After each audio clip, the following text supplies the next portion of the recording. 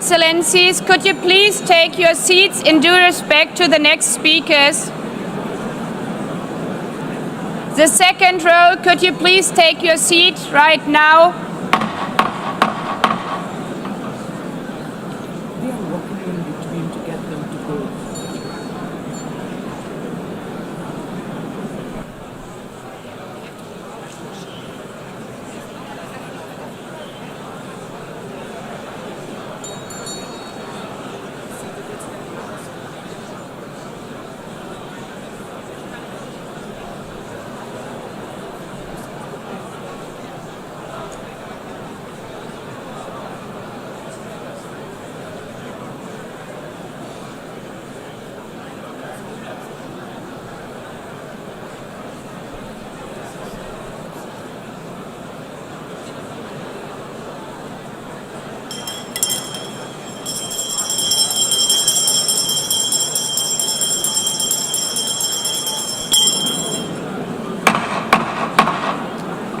Please take a seat now.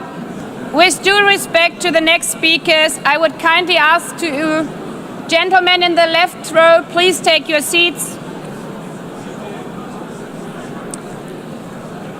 We will continue.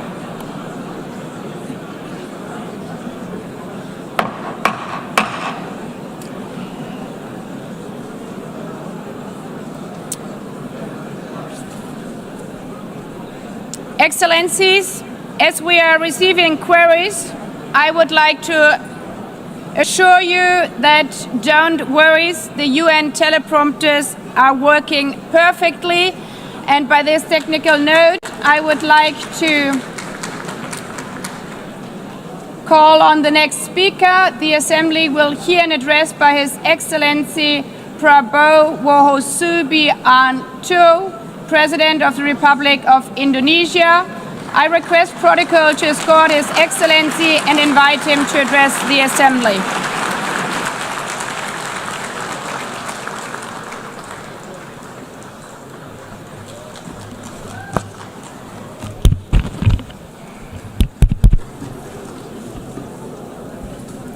His Excellency Mr. Antonio Guterres, Secretary General of the United Nations, Her Excellency Madame Annalena Baerbock, President of the United Nations General Assembly,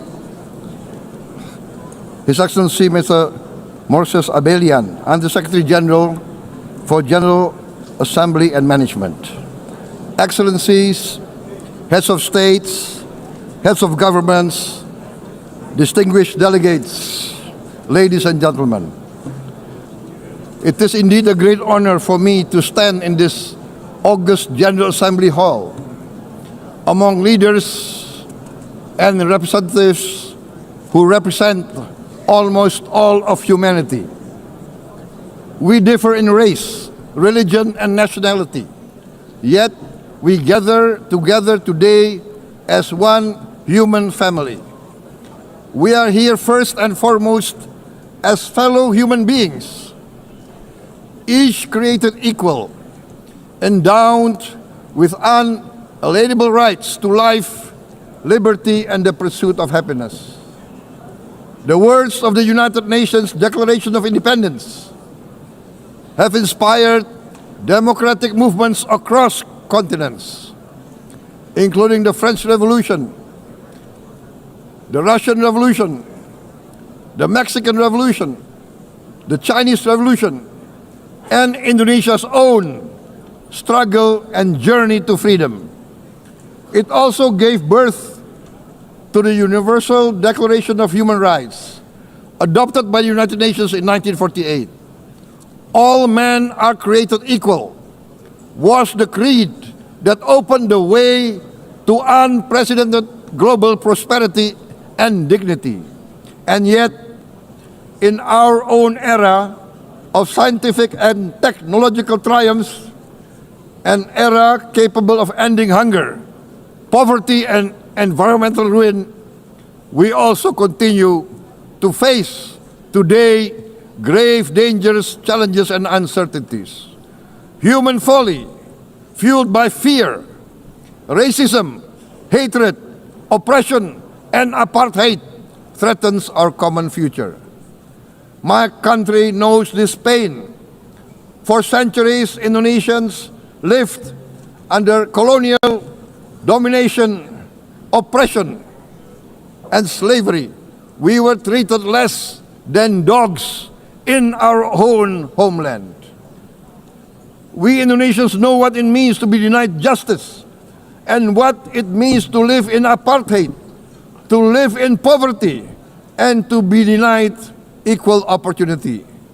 We also knew what solidarity can do in our struggle for independence, in our fight to overcome hunger, disease, and poverty.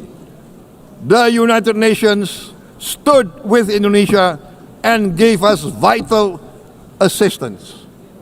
Decisions are made here based on human solidarity by the Security Council, and this assembly gave Indonesia independence, international legitimacy, opened doors, and supported our early development through the efforts of the United Nations Children Fund, the United Nations Food and Agriculture Organization, the FAO, the World Health Organization, and many, many other United Nations institutions.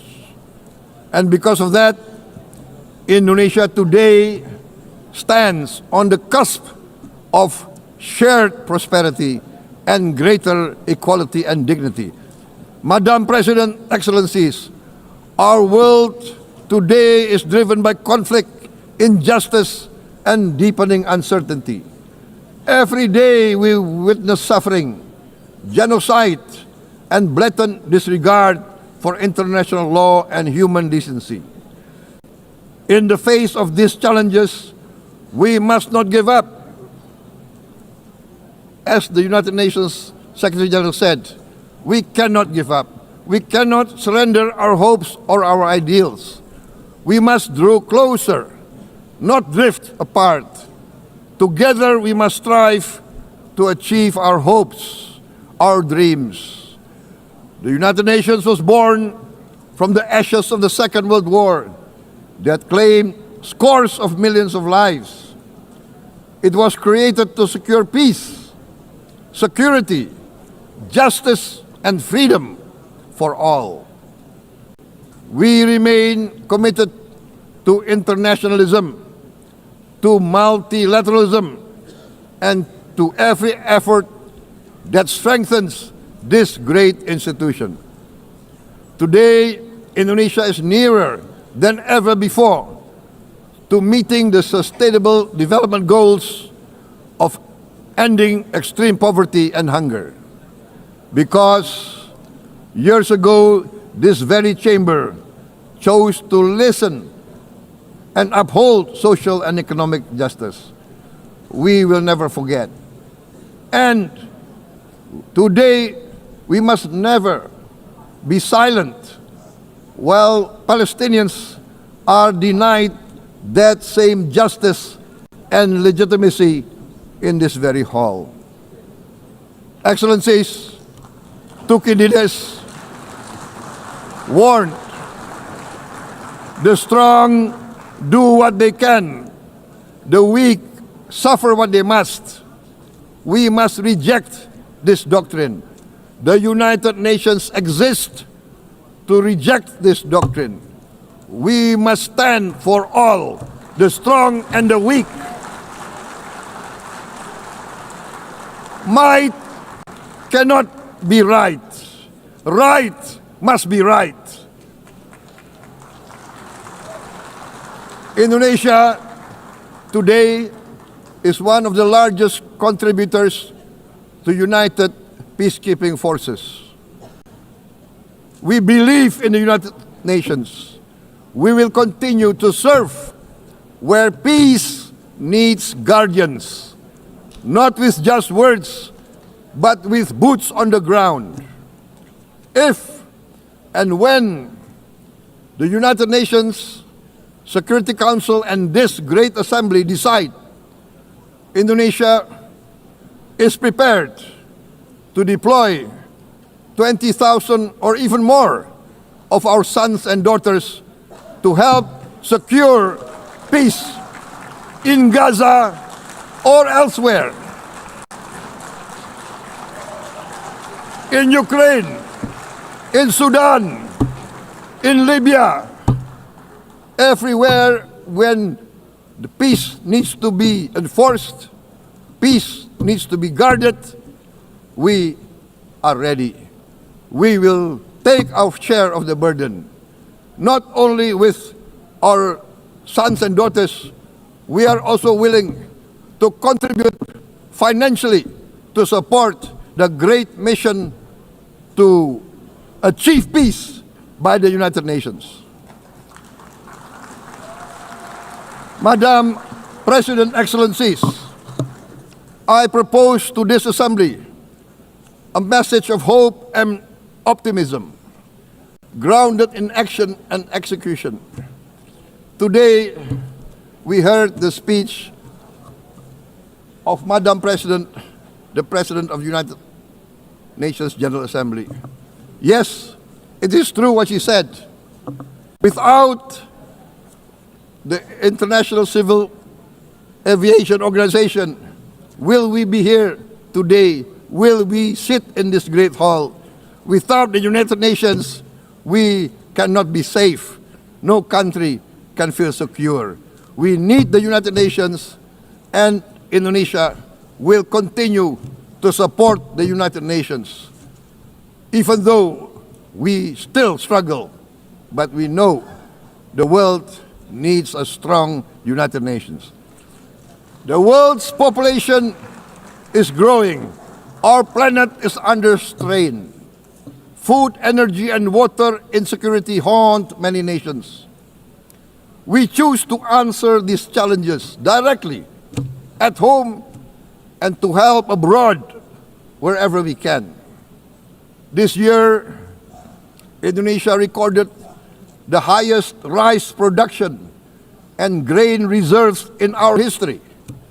We are now self-sufficient in rice, and we are starting now to export rice to other nations in need, including providing rice for Palestine. We are building resilient food supply chains, strengthening farmer productivity, investing in climate-smart agriculture to ensure food security for our children and for the children of the world. We are confident in a few years' time, Indonesia will be the granary of the world. As the world's largest island state, we testify before you that we are already experiencing the direct consequences of climate change, particularly the threat of rising sea levels. The sea level on the north coast of our capital city is increasing by 5 centimeters every year. Can you imagine in 10 years? Can you imagine in 20 years? For this, we are forced to build a giant seawall, 480 kilometers in length. It will take us maybe 20 years, but we have no choice. We have to start now. Therefore, we choose to confront climate change, not by slogans, but by immediate steps. We are committed to meeting our 2015 Paris Agreement obligations. We aim to achieve net zero emission by 2060, and we are very confident we can achieve net zero emission much earlier. We aim to reforest more than 12 million hectares of degraded forest, to reduce forest degradation, to empower local communities with quality green jobs for the future. Indonesia is shifting decisively from fossil fuel-based development towards renewable-based development.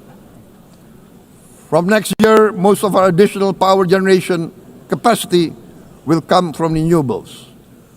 Our goal is clear: to lift all of our citizens out of poverty and make Indonesia a hub for solutions to food, energy, and water security. Madam President, Excellencies, we live in a time when hatred and violence can seem to be the loudest voices.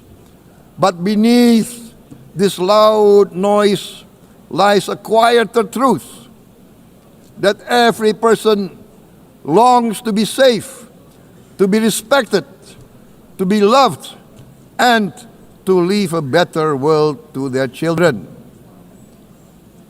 Our children are watching. They are learning leadership not from textbook, but from our choices. Today, still, a catastrophic situation in Gaza is unfolding before our eyes. At this very moment, the innocent are crying for help, are crying to be saved. Who will save them? Who will save the innocent? Who will save the old and women? Millions are facing danger at this very moment. As we sit here, they are facing trauma. They are facing irreparable damage to their bodies. They are dying of starvation. Can we remain silent? Will there be no answer to their screams? Will we teach them that the human family can rise to the challenge? Madam President, we must act now. Many speakers have said that. We must stand for a multilateral order where peace, prosperity, and progress are not the privilege of a few, but the right of all. With a strong United Nations, we can build a world where the weak do not suffer what they must, but live the justice that they deserve. Let us continue humanity's great journey of ideals, the selfless aspirations that created the United Nations. Let us use science to uplift, not use science to destroy. Let rising nations help others to lift themselves. I am convinced that the leaders of the great world civilizations of the West, of the East, of the North, of the South, leaders of America, Europe, of India, China, the Islamic world, the whole world, I am convinced they will rise to their role demanded by history. We are all hopeful that the leaders of the world will show great statesmanship, great wisdom, restraint, humility, overcome hate, overcome suspicion. Madam President, distinguished delegates, we are greatly heartened by the events of the last few days, where significant leading countries of the world have chosen to side with history, to choose the right side of history, the path of the moral high ground, the path of rectitude, the path of justice, the path of humanity, to shun hatred, to overcome suspicion, and to avoid the use of violence. The use of violence will beget violence. No one country can bully the whole community of the human family.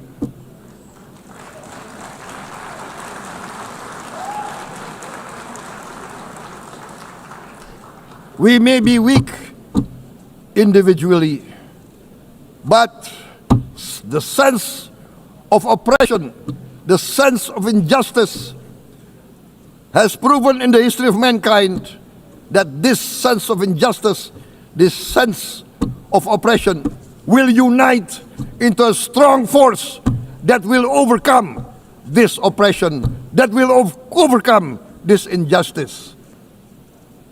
To close, I would like to reiterate again Indonesia's complete support for the two-state solution in Palestine. We must have an independent Palestine, but we must also recognize, we must also respect, and we must also guarantee the safety and security of Israel. Only then we can have real peace, and no longer hate and no longer suspicion. The only solution is this two-state solution. Two descendants of Abraham must live in reconciliation, peace, and harmony.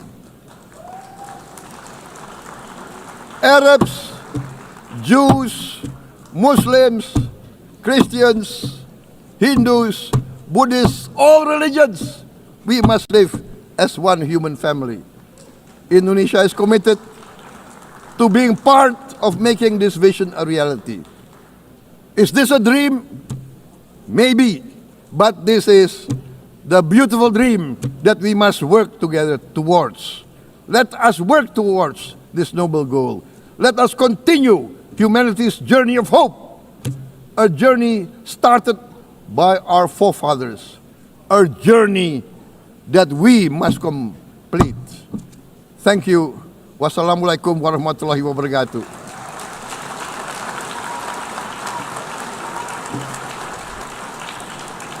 Shalom. Om Santi, Santi, Santi Om. Namo Buddhaya. Thank you very much.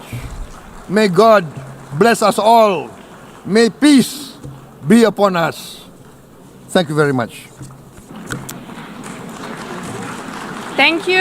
On behalf of the Assembly, I wish to thank the President of the Republic of Indonesia.